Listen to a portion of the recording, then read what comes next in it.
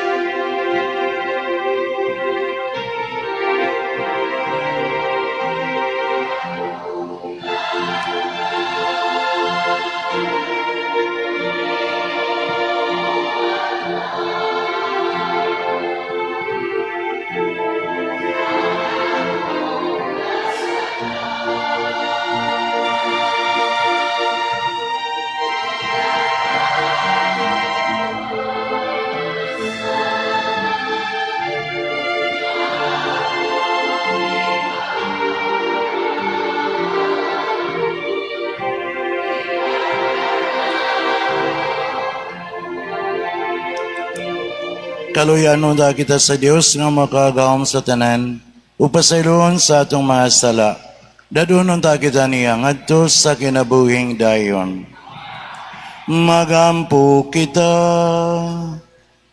O Dios nga makagahom ug walay katapusan, nga nagdumala ka sa langit ug sa yuta, padalingugi nga maluluyon ang mga pangaliya sa imong katawhan, ug itugot ang imong kalinaw sa tanang mga adlaw sa among kinabuhi. Kini among gipangayo, pinaagi sa among Ginoong Jesu-Kristo imong anak, nga buhi ug hari uban kanimo, diha sa kayusa sa Espiritu Santo, Dios hangtod sa kahangturan.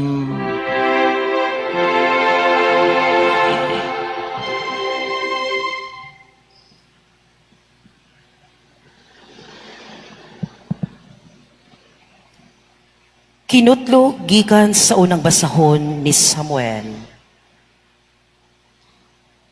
Usa ka ni adlaw ni Ana, samtang na mauli si David ug si Saul, gikan nga nakigubat sa mga Filistihanon. Gisugat sila sa kababayan gikan sa mga syudad sa Israel. Nag-awit ug nagsayaw sila, dinuyugan sa mga tambor ug uban pang tulonggon. Ug sa ilang panaglipay, nag-awit sila. Linibo ang napatay ni Saul, apan 30,000 ang napatay ni David. Tungod niini, nasuko pag-ayo si Saul, ug siya miingon. Nganong nag-ingon man sila, nga 30,000 ang napatay ni David, samtang linibo lamang ang akong napatay. Dili madugay, panag-iyahon niya kining akong gingharian. Ug sukad ni adtong adlawa, gibantayan ni Saul si David. Unya gisugo ni Saul si Jonathan nga iyang anak ug ang tanan niyang mga sulugoon sa pagpatay kang David. Apan si Jonathan nagmahal pag-ayo kang David ug gisultihan ni Jonathan si David, ang akong amahan buot mo patay kanimo. Busa pagmatngon ug tago ugma sa buntag. Unya muadto ako sa uma diin ka magtago ug makigsulti ako sa akong amahan didto mahitungod kanimo. Kun aduna ako'y masayran, pahibawon ko ikaw.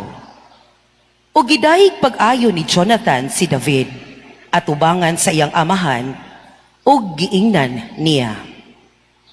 Nganong gusto nimong patyon ang imong alagad nga si David, nga wala man siya makasala kanimo, ug maayo man ang iyang pag-alagad kanimo. Gisugal niya ang iyang kinabuhi aron pagpatay kang Goliath ug pagdaog sa Ginoo ang Israel. Nakita mo kini ug nalipay ka. Busa ngano man imong patyon siya nga wala man unta siya makasala kanimo. Namati si Saul kang Jonathan ug iyang gipanumpa sa Ginoo nga dili niya patyon si David. Gitawag ni Jonathan si David o gisiginlan niya ni ining tanan. O gidala ni Jonathan si David ngadto kang Saul o dito siya nag-alagad na usab kang Saul. Ang pulong sa Ginoo.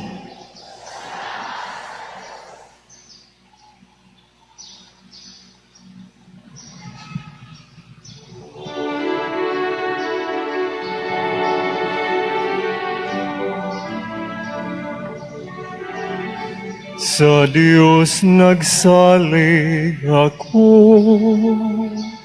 dili ako malisan.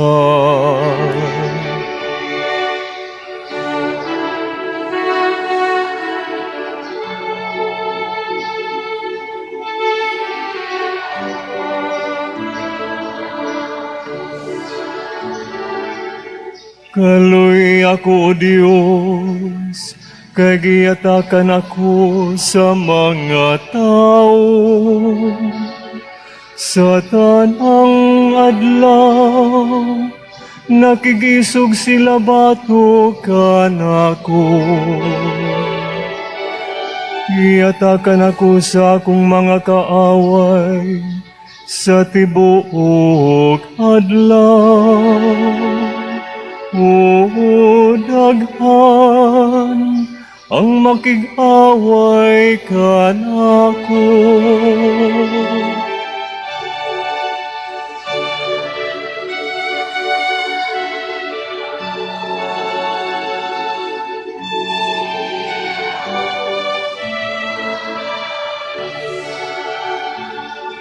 Ang akong paglakaw-lakaw imong giiha, ang akong mga luha gitigom sa imong sudlanan. Wala ba sila itali sa imong basahon? Unya manibog ang akong mga kaaway kung ako magsangpit na kanimo.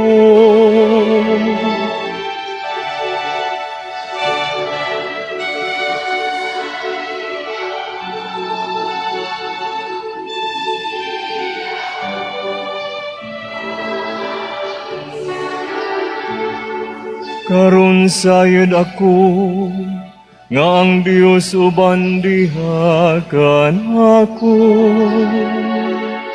Sa Dios kansang saan nagapasigarbo ako. Sa Dios nagasalig ako sa walay kahadlo. Sa Dios nagsalig ako sa walay kahadlok. Unsay mahimo sa tao batok kanako. Sa Dios nagsalig ako,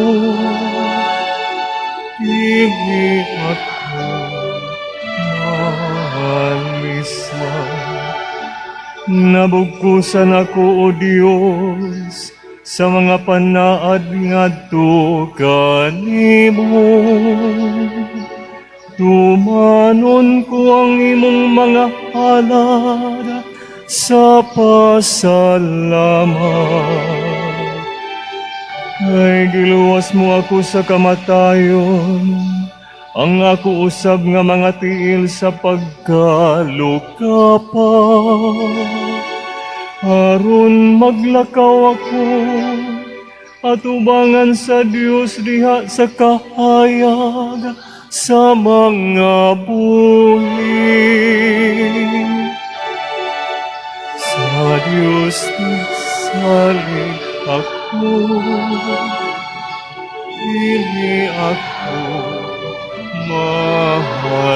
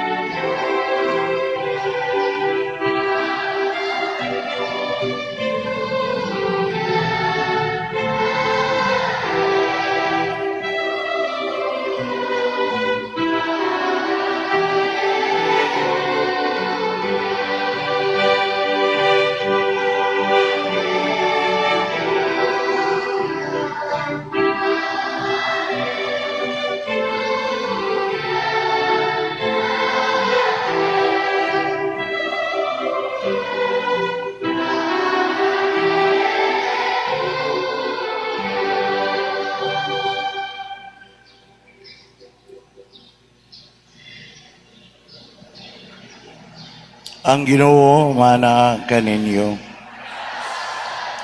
Pagbasa gikan sa Ebanghelyo sumala ni San Marcos.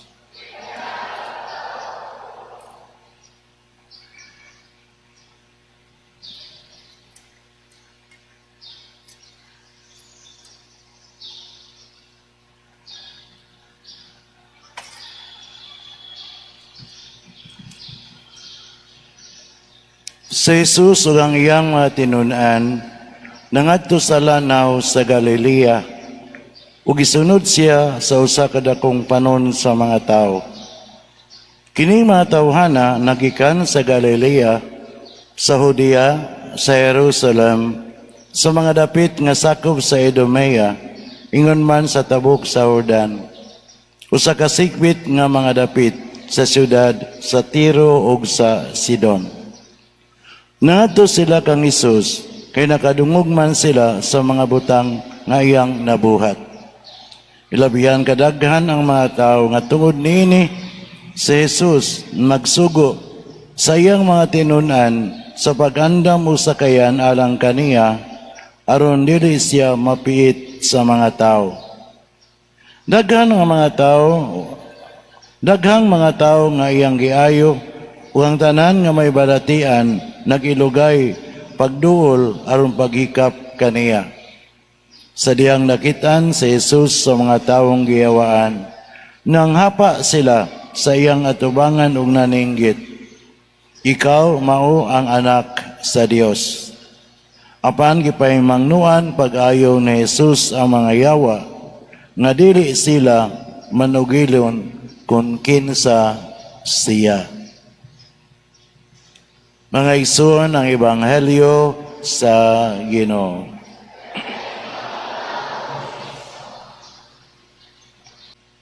Human makasaulog ang basilika, ang siyudad sa Sugbo, sa fiesta ni Señor Santo Niño. Kita na usab dinhi sa mga parokya sa Sugbo ang magsaulog, magdaig ug magpasidungog sa bata nga Jesus.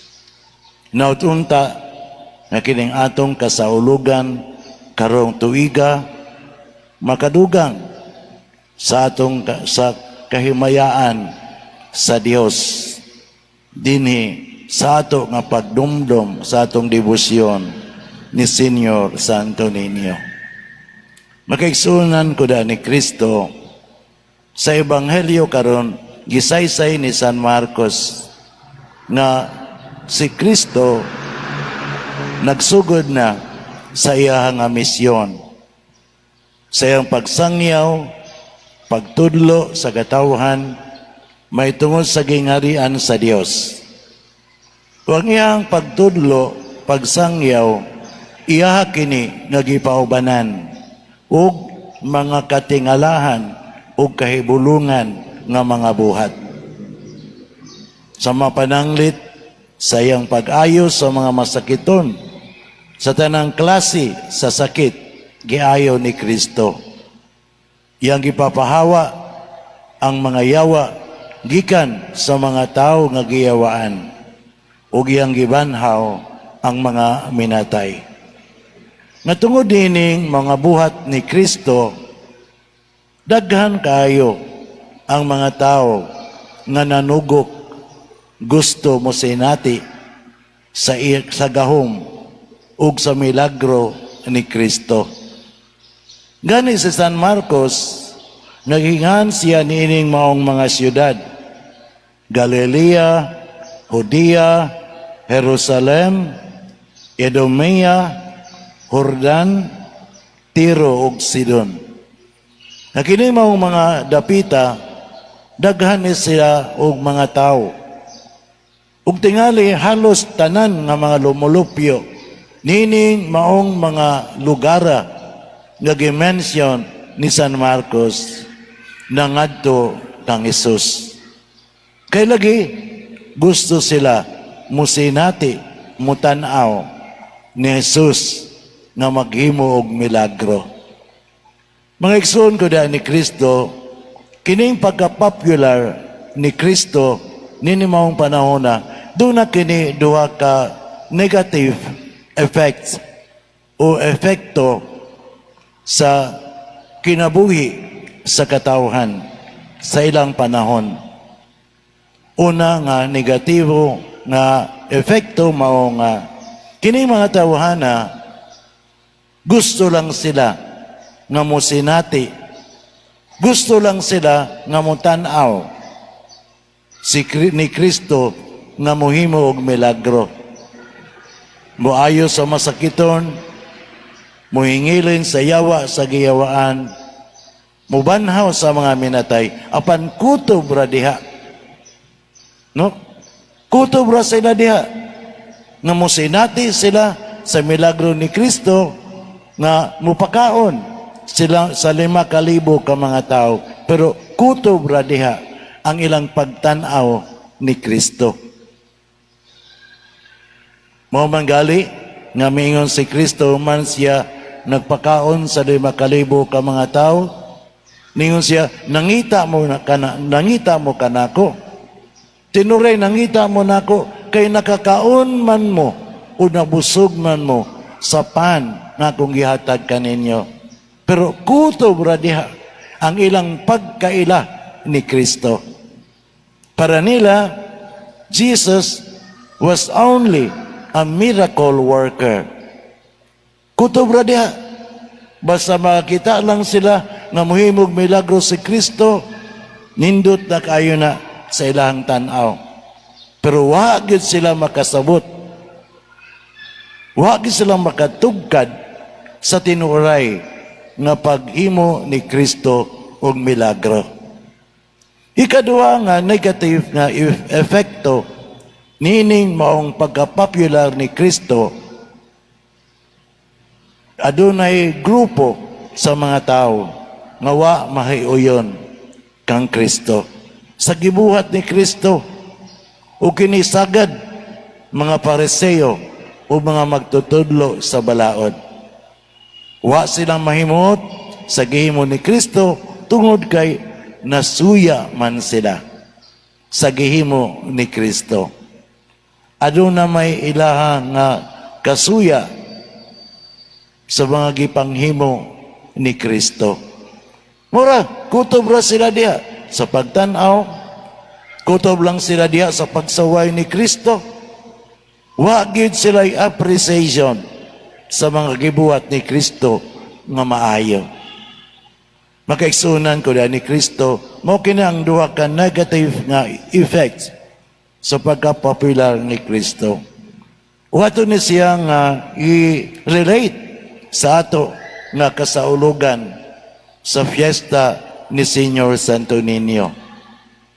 Nga sa ato nga pagpasilungog, sa ato nga pagdaig, sa ato nga pagpasalamat ni Señor Santo Niño, mo ang ato nga panglantaw, dili lang ta kutob diha sa atong kasaulugan sa Fiesta Señor. Kundili, ang ato nga mga pagsinog, ang ato nga mga pagsimba sa Santos nga Misa, ang atong pagdagkot og mga kandila, mulabaw paunta sa atong kahibalo kung kinsa si Kristo, kinsa si Señor Santo Niño sa atong kinabuhi. Nga makasinati untata sa pagka-Diyos ni Kristo, nga to sa ato ta nga matanaw o makita na si Kristo tinuray gayud nga Dios ug tinuray gayud nga tao. Kay kung kutob lang ta diha sa atong pagfiesta, kutob lang ta diha sa atong pagsaya ug sinulog, kutob lang ta diha sa atong pagpahigayon sa novena, unya di ta mo transcend niini parehas rata sa gihimo sa mga Pariseo. Tinud, popular na kayo si Señor Santo Niño. Daghan na kayo ang iyang mga milagro nga gihimo dinhi sa siyudad, dinhi sa probinsya sa Sugbo o sa uban pa mga dapit. Pero kung atong tan-awon, kining iyang mga milagro, kini kahimanan na lang ni siya aron motubo kita diha sa atong pag-ila ni Señor Santo Niño. Na kining ato nga paghimo sa atong mga debosyon, makahatag unta kini ug kalambuan sa atong kinabuhi. O makapatubo unta kini nato sa atong inadlaw-adlaw nga pagkinabuhi. Dunay usa ka survey sa mga kaobispuhan dinhi sa atong nasod nga Filipino. Usa sa ilang nakitaan nga ang Filipino Christian kuno, that is a dichotomy between life and faith sa mga tao. Nga doon na kuno yung panagbulag ang pagtuo o ang inadaw-adlaw nga kinabuhi sa katawhan nga Filipinon. Ilang nakita kining maong panagbulag, tinuray aduna tay pagtuo sa Dios. Apan kanatong pagtuo sa Dios, wa nato mapakita diha sa atong inadlaw-adlaw nga mga gibuhat, inadlaw-adlaw nga magimbuhaton sa ato nga kinabuhi. No? Nautunta mga igsoon nga kining maong panagbulag sa atong pagtuo sa buhat. Kini unta mo mausa unsa may atong gituuhan, mausab ang atong buhaton. Kaya aron sa ingon ni Ana, matibuok na gayon ang atong kinabuhi. Isip mga debuto ni Senyor Santo Niño o isip nakila ni Senyor Santo Niño nga mo'y atong Ginoo, atong manunubos ug atong manluluwas. Nining ato karon nga pagpadayon sa atong pagsaulog ning Santos nga Misa, sa atong pagpadayon sa ato nga pagpangandam alang sa kafiestahan ni Senyor Santo Niño. Hinaut-unta nga kini makahatag kanato og kalambuan diha sa atong kinabuhi isip mga Kristohanon. Amen. Manindog paliog. Gipadala sa amahan ang iyang bugtong anak aron ayuhon kita. Busa magampo kita ngadto sa amahan, pinagis sa iyang anak. Muingon kita, amahan, diha sa imong gugma, ayuha kami.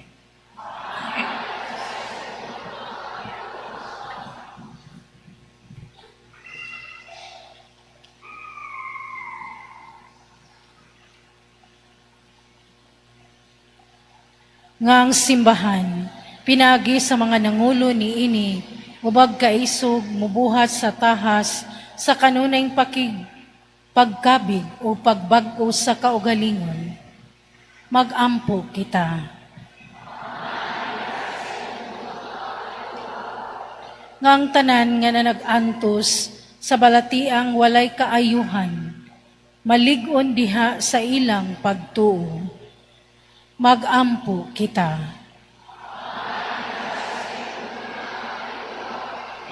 Nga dili gayud unta nato piyungan ang atong mga mata ngadto kanila nga nanginahanglan. Hinuon aktibo kitang mosalmot sa kang Kristong buhat sa pag-ayo pakighiuli. Magampo kita. Amahan, diya sa imong gugma, ayuha kami. Nga sila nga nag-amuma sa mga masakiton, dili gayud unta magmaluya sa pag-atiman kanila, inubanan sa ilang personal nga pagtagad o pagtahod.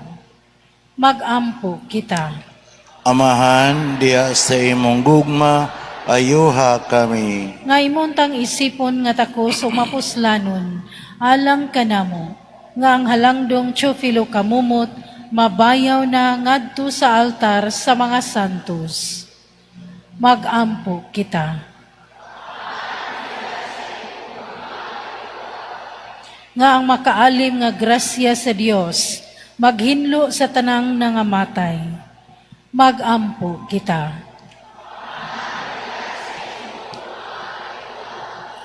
Amahan, dawata ug dungga ang among mga pagampo. Kay kini among ipangayo, pinaagi ni Kristo nga among Ginoo. Amen. Mga igsoon, pagampo kamo, aron kini nga ako ang inyong sakripisyo nga gihalad karon, dawaton unta sa Dios nga Amahan, nga makagagahom sa tanan.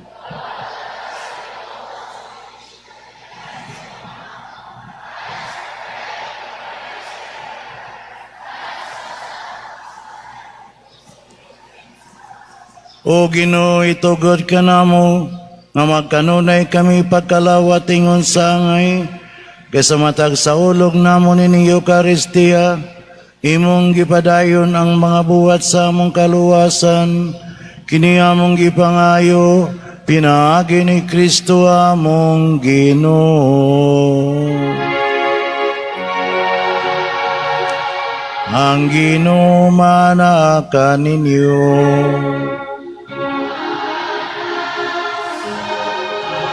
Ibayaw ang inyong mga kasing-kasing.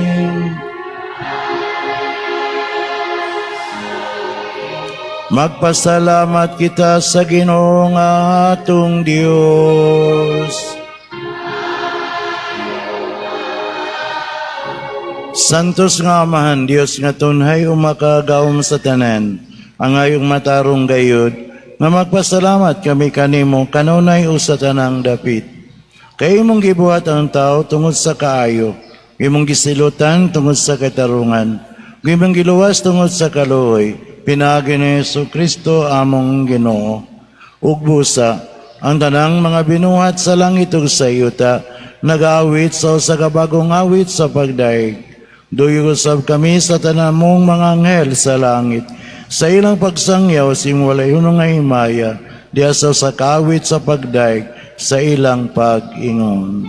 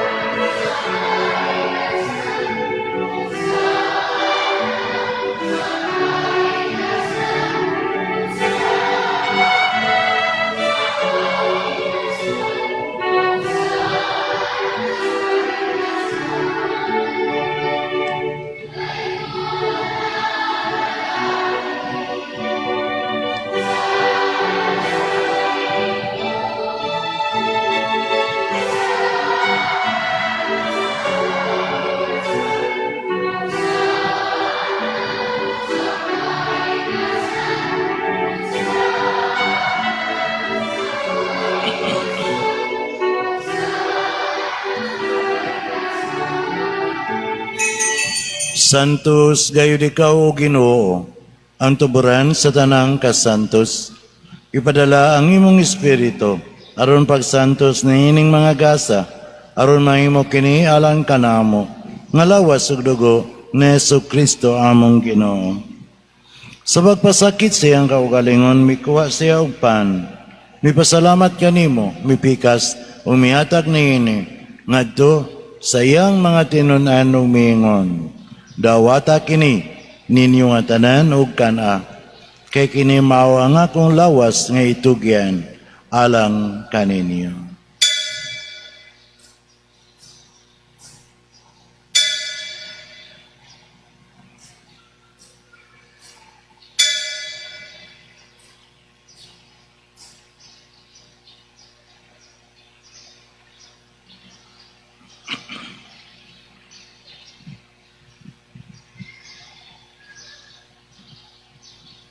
Sa samang pagi, tapos ang panihapon, mikuha siya sa kalis.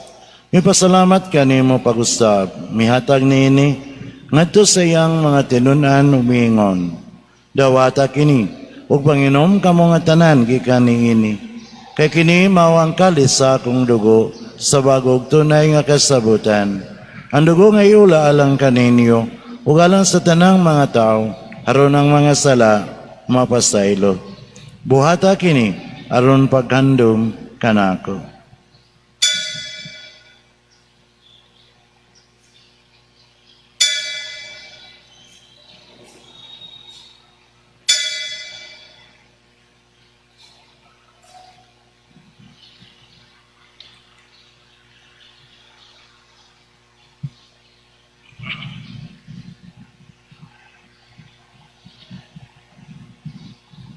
Kini ang misteryo sa pagtuo.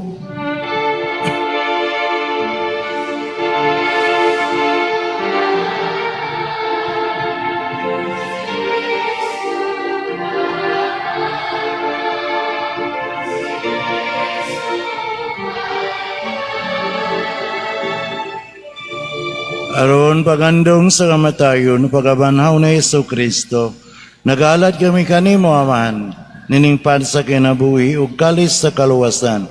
Nagapasalamat kami kanimo tungod kay imo kaming giisip nga ngayan nga moatubang ug moalagad kanimo.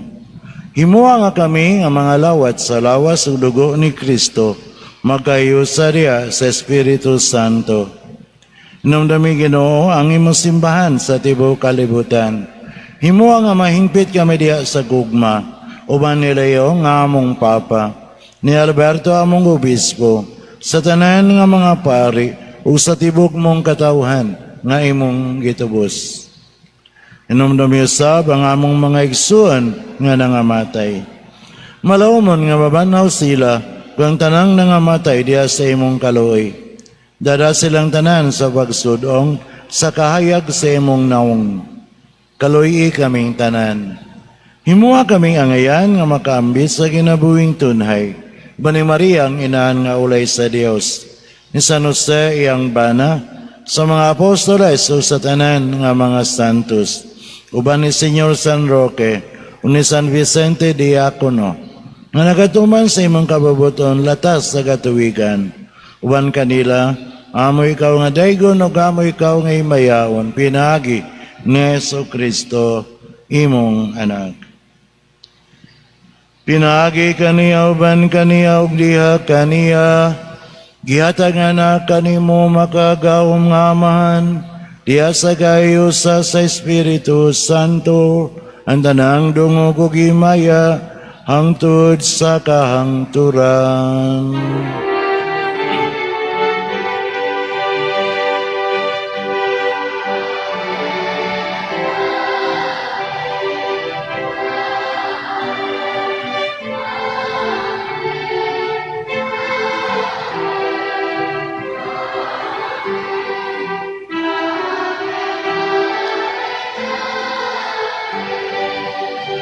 Karon makampo kita nga to sa atong langit ng amahan, atong gamiton ang mga pulong, kagitudlo ka nato sa atong manonobos.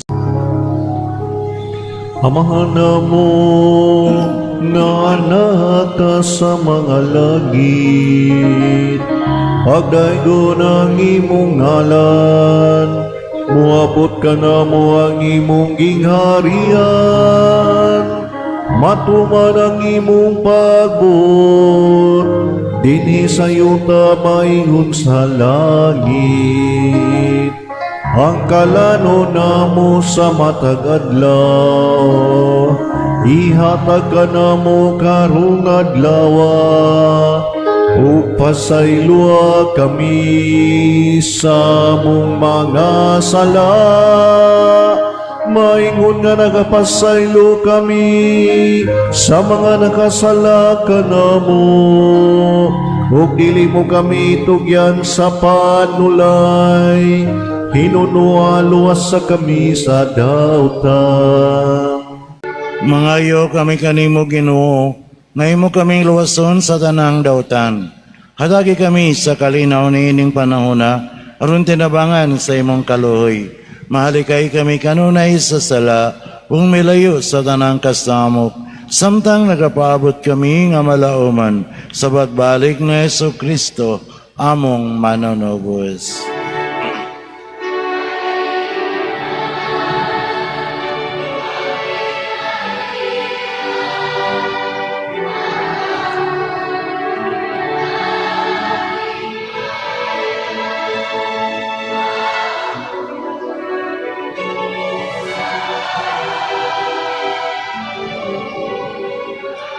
Ginoong Kristo, nagiyon ka sa imong mga apostoles.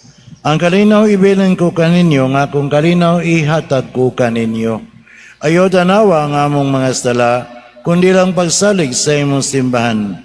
Usibo sa imong kabubuton, hatagi kami sa imong kalinaw ug kahiusa, ikaw nga buhi ug hari, hangtod sa kangturan.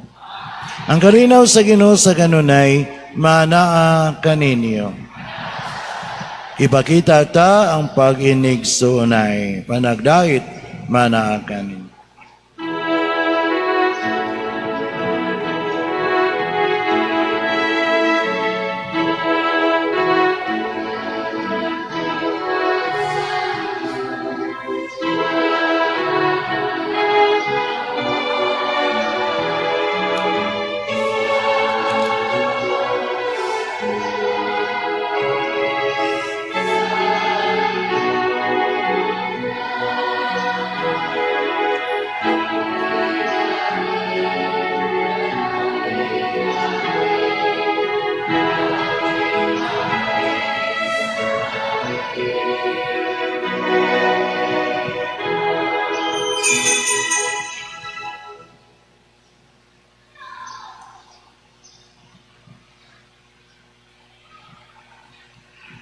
Kini mao ang kordero sa Dios nga nagwagtang sa mga sala sa kalibutan.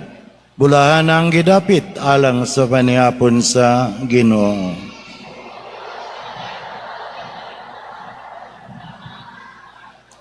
Lawas sa dugo ni Kristo makamping kanako alang sa kinabuhi dayon.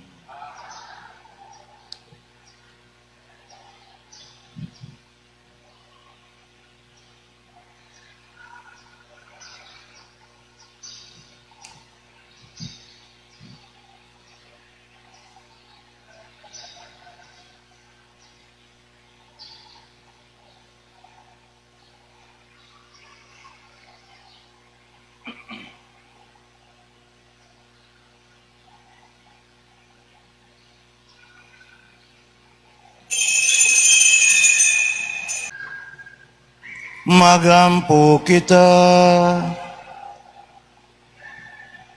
Up nga kami Ginoo sa Espiritu sa imong gugma, aron kami nga imong gibusog sa usa ka pan nga langit nun, imong imuon nga managiusa sa usa ka gugma, kini among gipangayo, pinaagi ni Kristo among Ginoo.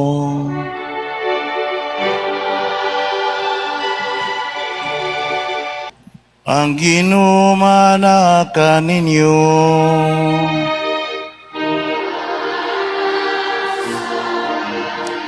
Manalangin kaninyo ang Dios nga makagawom sa tanan, ang Amahan, ang Anak, ug ang Espiritu Santo. Nahalan ng misa, dada ninyo ang gugma ug ang kalinaw ni Kristo.